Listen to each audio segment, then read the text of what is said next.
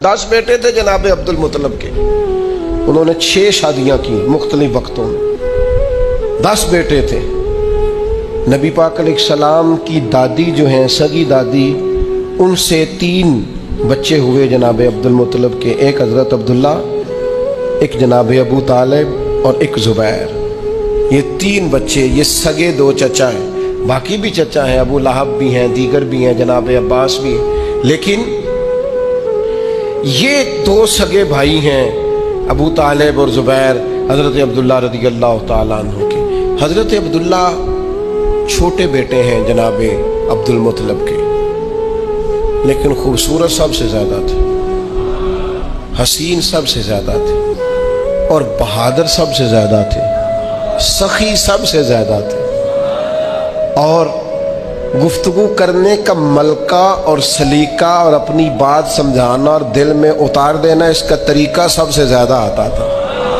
اور جب گفتگو کرتے حضرت عبداللہ تو کسی شخص کے چہرے پر نظر ٹکا کے نہیں، نظریں جھکا کے بات کرتے، اور کمال یہ تھا کہ حسن ہے، جمال ہے، جوانی ہے۔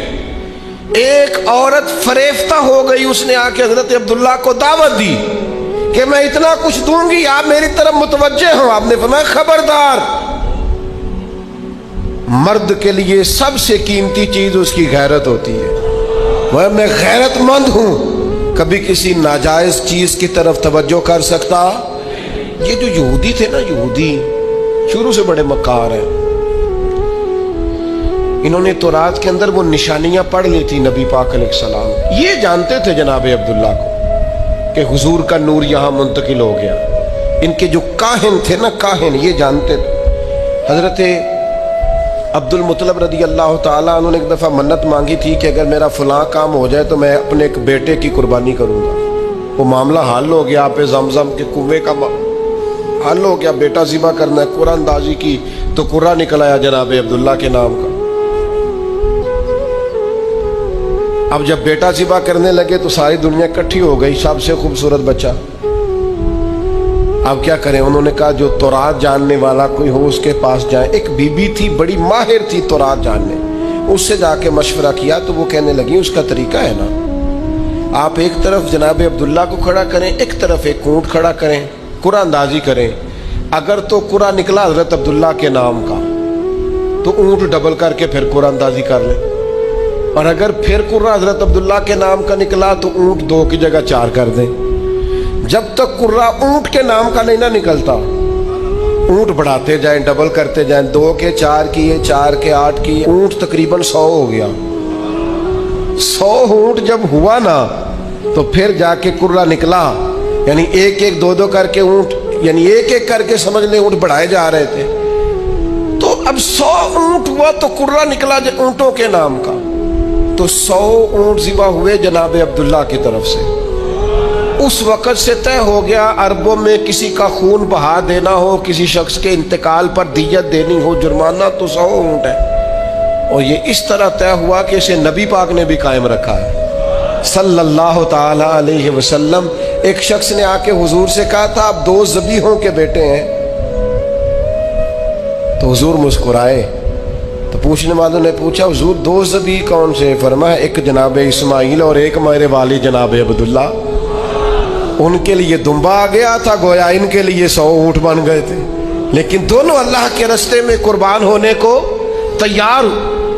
وہ چونکہ جانتے تھے یہودی یہ ساری باتیں مشہور ہو گئی، ان کا حسن بھی، جمال بھی، خوبصورتی بھی، اور پھر 100 اونٹ ان کی طرف سے ذبح ہوئے، یہ ساری باتیں بھی جب معروف ہو گئیں، تب یہودی جو تھے وہ چاہتے نہیں تھے معاذ اللہ ثم معاذ اللہ کہ نبوت ادھر جائے۔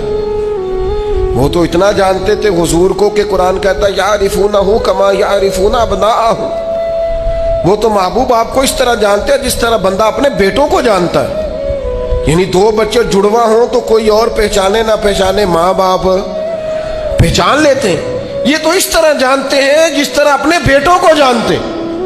تو ایک دن وہ اکٹھے ہو کے جناب عبداللہ کو شہید کرنے کی غرض سے آئے۔ ایک جنگل میں آپ تشریف فرما تھے، واپس آ رہے تھے تو وہ شہید کرنے آ گیا یہودی، قربان جائیں۔ اللہ تعالیٰ نے ایک نورانی مخلوق بھیجی آسمان سے، جنہوں نے انہیں مار بھگایا. جب وہ مار کے بھگا رہے تھے نا تو نبی پاک کے نانا جان حضرت آمنہ رضی اللہ تعالیٰ عنہ کے والد یہ منظر دیکھ رہے تھے. ان کی بیٹی بھی اس دور کی بیٹیوں میں سب سے زیادہ حسین، سب سے زیادہ پاک باز، اخلاق میں سب سے زیادہ اعلیٰ، اپنا مزاج حضرت ابراہیم علیہ السلام کی شریعت پر ہے، چونکہ نبی پاک کے والدین ملت ابراہیم پر ہے، اس طریقے پر عبادت، ریاضت، بت پرستی سے، شرک سے، کفر سے پاک. وہ بھی بڑی پاکیزہ تھی اور بڑی دنیا چاہتی تھی رشتہ ہو جائے. تو یہ منظر دیکھ کر حضرت آمنہ کے والد کہنے لگے لو بھائی مجھے تو رشتہ مل گیا ہے. انہوں نے جا کے کسی طریقے حضرت عبد المطلب کو پیغام بھیجا. جناب عبد المطلب بھی جانتے تھے کہ بڑی شانوں والی بیٹی ہے.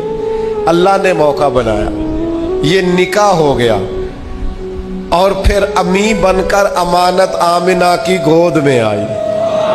یہ حسین نونہال نبی کریم علیہ السلام جناب آمنہ کی گود میں آئے اور کسی پکارنے والے نے کہا ہو درود تجھ پہ بھی آمنہ، ہو درود تجھ پہ بھی. میں ضد نہیں کیا کرتا پر میرا دل کرتا ہے ہم سارے حضور کی والدہ پر درود کہیں. میرا دل کرتا ہے، میری خواہش ہے. بولیے ذرا ہو درود تجھ پہ بھی، ہو درود تجھ پہ بھی، تیرے لال پر بھی سلام ہو. تیری گود کتنی حسین ہے، ملا جس کو ماہ تمام ہے. ہو درود تجھ پہ بھی آمنہ، تیرے لال پر بھی سلام ہو. قربان جائیں حضرت آمنہ کی گود میں. اور ابھی نبی پاک والدہ کے شکم نور میں ہی تھے کہ جناب عبداللہ تجارت کرنے کے لیے گئے. آپ کے والد، بعد میں لکھا ہے آپ کے ننہال تھے، بعد میں لکھا ہے آپ کے والد کے جناب عبد المطلب کے ننہال تھے مدینے میں. وہاں واپسی پہ جناب عبداللہ کا وصال ہو گیا، بخار ہوا، انتقال ہو گیا. اور پھر 6 سال عمر تھی یا 4 سال عمر تھی، با اختلاف روایات جناب آمنہ حضور کو لے کر گئیں قبر پر جناب عبداللہ کی، اور واپسی پر مقام ابوا پر ان کا بھی وصال ہو گیا. اور جناب ام ایمن کہتی ہیں جناب آمنہ کا جب وصال ہو رہا تھا تو مجھے بیٹا تھما کے، پیارے محمد صلی اللہ علیہ وسلم کا بازو مجھے تھما کے کہہ رہی تھی میرے بیٹے کا خیال رکھنا. تو میں نے کہا جناب آمنہ آپ بھی جا رہی ہیں اور ان کے والد بھی چلے گئے. تو کہتی ہیں کہ وہ آرام فرما تھی، طبیعت ان کی علیل تھی. تو کہنے لگی ام ایمن سن، اس کے باپ بھی رخصت ہو گئے، میں بھی جا رہی ہوں، پر ہمارا ذکر کبھی دنیا سے نہیں جائے گا. ہمارا ذکر تا صبح قیامت، بعد قیامت بھی ہمیشہ ہوتا رہے گا. تو جناب ام ایمن کہتی ہیں میں نے کہا وہ کس طرح؟ تو کہتی ہیں بیماری کے عالم نے اشارہ کر کے کہنے لگی میں نے چونکہ پاکیزہ بیٹا پیدا کیا ہے لہذا میرا ذکر قیامت کے بعد تک بھی قائم